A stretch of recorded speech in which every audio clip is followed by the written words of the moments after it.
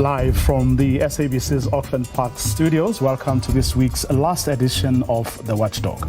My name is Vuyo Mvoko, and on the show tonight, a civil society initiative to hold parliamentarians, in particular, more directly accountable, gets traction. Members of our panel for this evening are fresh from a day of deliberations on the feasibility of making this a reality as early as the 2024 national and provincial elections. The Watchdog starts now. The IEC has warned that if the Electoral Amendment Bill is not close to being finalized by early next year, then preparations for the 2024 poll could be compromised and impact on its integrity. The bill emanates from a June 2020 Constitutional Court judgment ruling, that the Electoral Act was unconstitutional as it prevented independent candidates from contesting national and provincial elections. The Constitutional Court had given Parliament until June of this year to amend the Act. It further granted it an extension to finalize the bill by the end of the year. However, the time granted for additional consultations this week may present a challenge due to tight timeframes. Now this means Parliament has just 3 months to conclude the Electoral Amendment Bill ahead of the 2024 national elections that are anticipated to be a watershed moment for the country. In order to have a well-managed election, you need certainty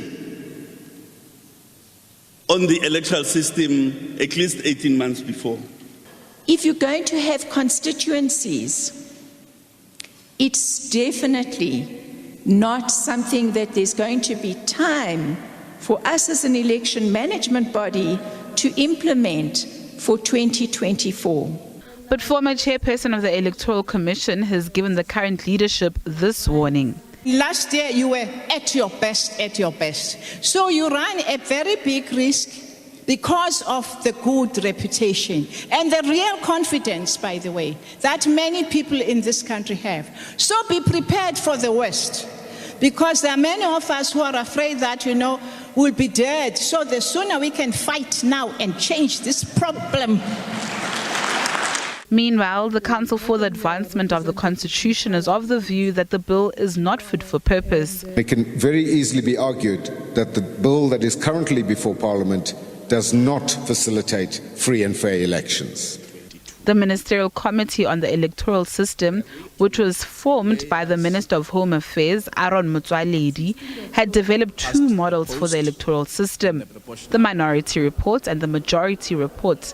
The amendment bill has taken the form adopted by a Minority Report, which makes minimal changes to the Act. 3 members of the committee went with option 1, which was basically an option to make as minimal a change as possible to the current electoral system.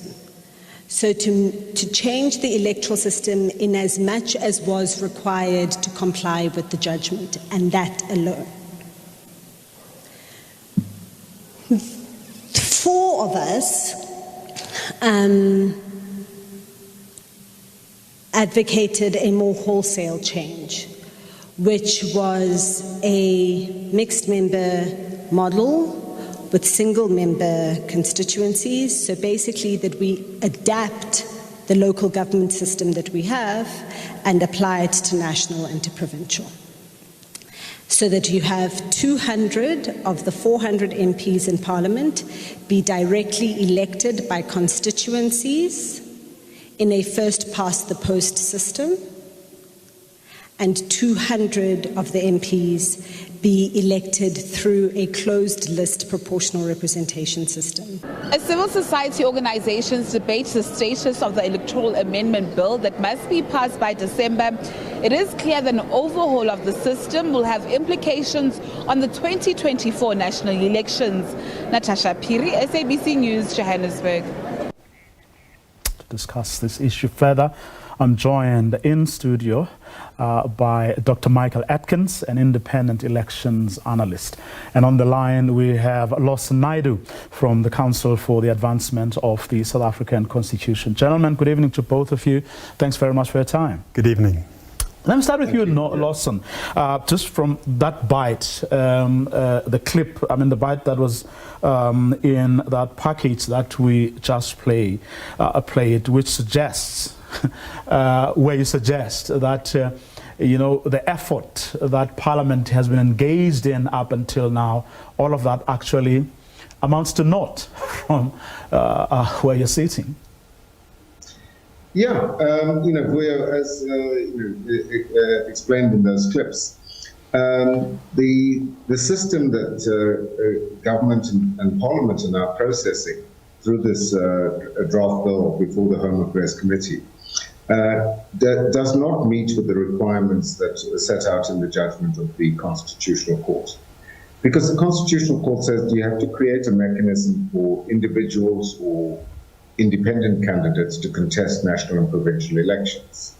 And to try and use the current list system to do that simply does not work. It is fatally and fundamentally flawed. The reasonable system to accommodate individuals or independent candidates within the electoral system is through a constituency model, which is precisely the model that we have at a local government election, local government level. And therefore we are arguing that replicating that local government electoral system at a provincial and national level would be the simplest thing to do, because voters are familiar with it. It serves the purpose of bringing elected representatives closer to the people.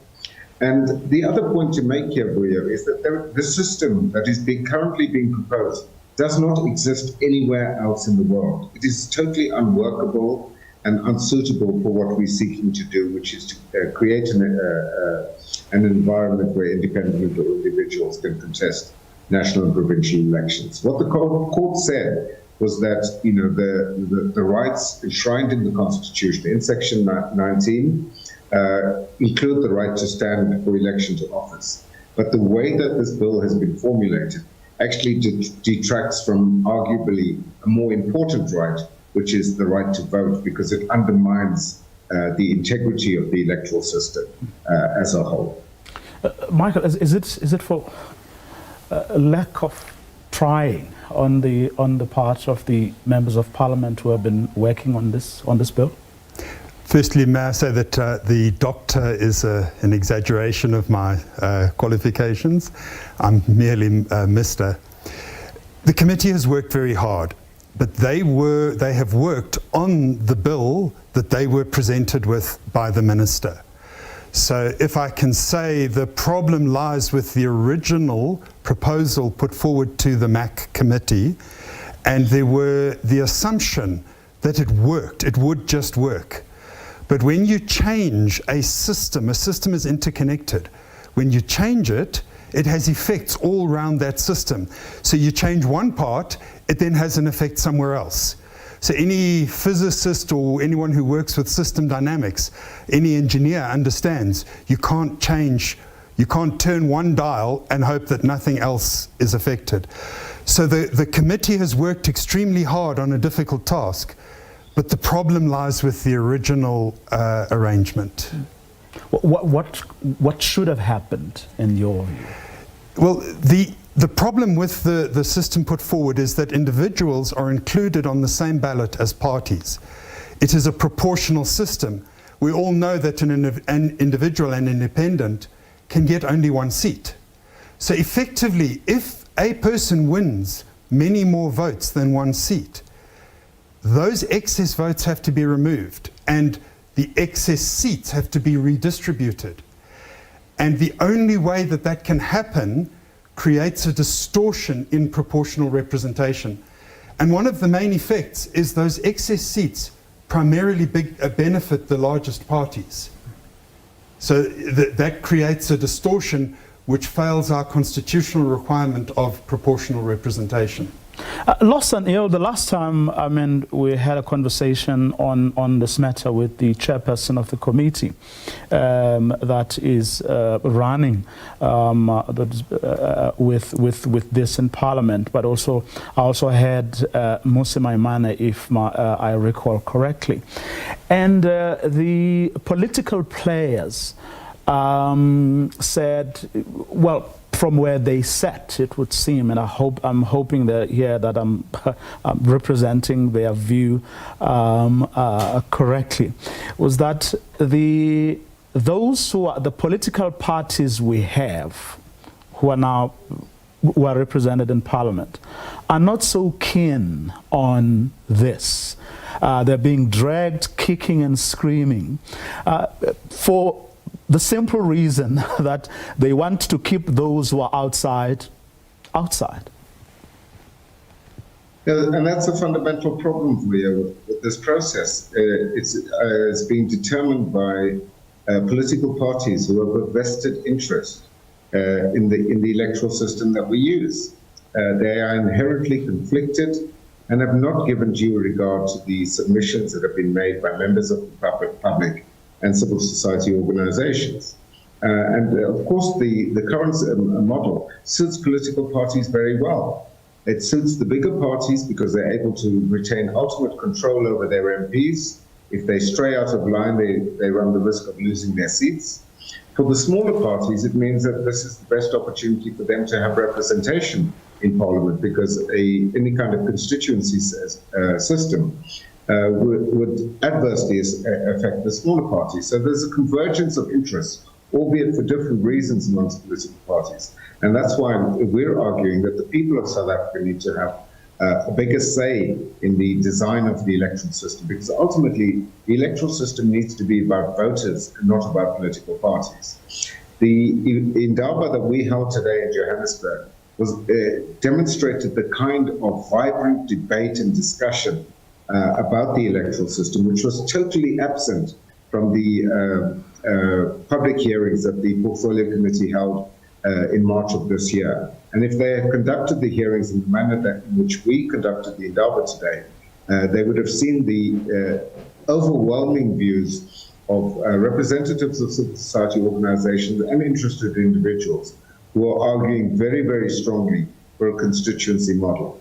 But having said all of that, we have a potential crisis on our hands, because this legislation, as the IEC has demonstrated, needs to be passed as soon as possible in order for the IEC to be able to prepare and plan properly for the 2024 elections. So a compromise is going to have to be found to enable us to conduct lawful elections in 2024, whilst keeping the issue of meaningful electoral reform on the table. And I think that there can be no greater argument in favor of fundamental reform than what has come out of the Zondo reports, where he speaks constantly of Parliament's failure to do anything. Even when they were presented with evidence of state capture, they simply turned a blind eye, and there were no consequences for any of them. In fact, I want us to explore that further, especially in light of, on the back of what the Chief Electoral Officer had to say, around this. But before we do that, Michael, I just want your thoughts on whether you share the view or sentiment of the people who argue that the main reason for this apparent reluctance on the part of the political parties represented in Parliament to do the right thing is because they just want to keep everyone else out. Your thoughts? Look, as an analyst, I wouldn't speak to people's motives. If I can make any inference, it's that people often don't question what is put before them. So you had some experts on that advisory committee who put forward this proposal. Although it isn't in use anywhere in the world, nobody sat down to say, well, let's pick this apart. Does it work? What are the consequences of the system? What are the numerical outcomes? And essentially, there was a need to model those outcomes and see whether it meets the constitutional tests of fairness, of fair elections, of proportionality. So I would look at the lack of grasping the nettle of this as simply not questioning the fundamentals. I won't speak to political motives or anything like that. The interest is, do we have a system that works? Is it fair? Is it constitutional? grasping the nettle. Michael says, Lawson, and I don't want to undermine or second guess or belittle or, those MPs, but do they fully appreciate, the nature, extent, gravity, of what has to be done, to give them the benefit of a doubt that perhaps they're not doing this deliberately, and it's not for lack of trying.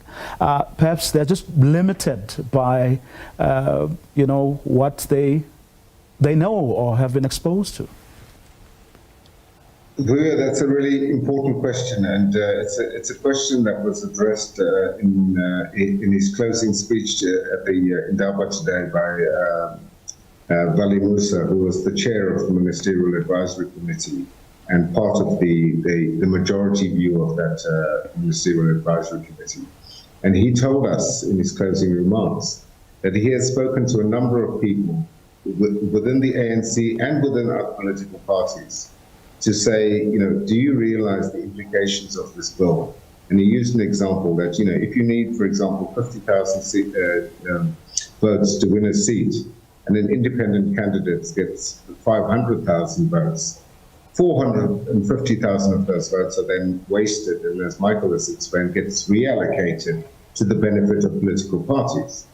And when those things are explained to people, they haven't realized those implications of what's contained in this bill.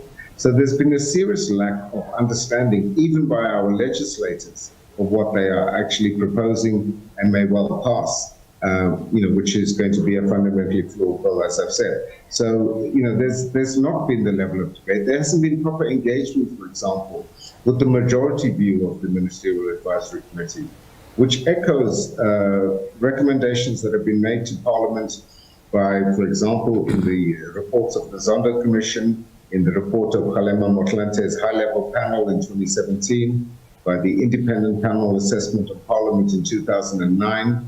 And I even drew attention this morning to the fact that in his last speech to Parliament in 1999, President Nelson Mandela also urged Parliament to reconsider an electoral model that brings the voters closer to their representatives. Parliament has ignored all of these issues and continues to do so to the detriment of our democracy, and we're seeing, as a result of that, decreasing levels of trust in political processes and decreasing levels of voter participation in elections. And that's something that the electoral reform process can begin to address, so that people begin to have confidence in the process, that the people that they elect are in fact accountable. Outside of the other possibilities of posed, Michael, how much of the problem may also or may well have to do perhaps with the imperfections of the current system? Look, I don't see imperfections of the current system having a bearing on the conundrum we find ourselves in at the moment. The current system works well. Obviously, the court found that it is limited in the broader picture of representativity in South Africa and fairness and the rights that we enjoy. But as a system, the current system works extremely well. But the change of introducing individuals has been bigger than anybody anticipated. People view those seat allocation methods as a black box. They don't interrogate them, and there are some unintended and unanticipated consequence of having individuals who can only get the one seat thrown into that spreadsheet. So you get some very funny numbers coming out and very funny patterns.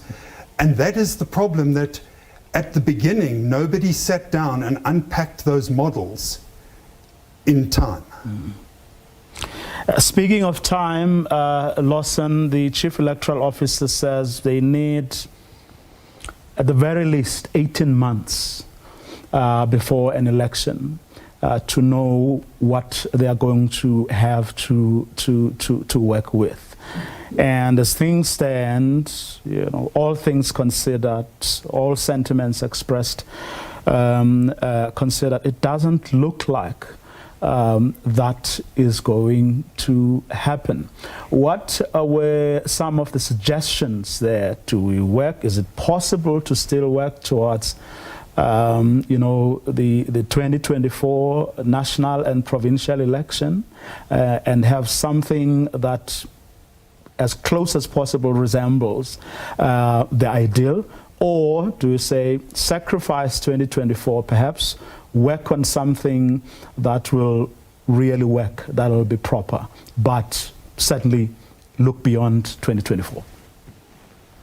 No, Vuyo, you're absolutely correct. We have to look beyond 2024.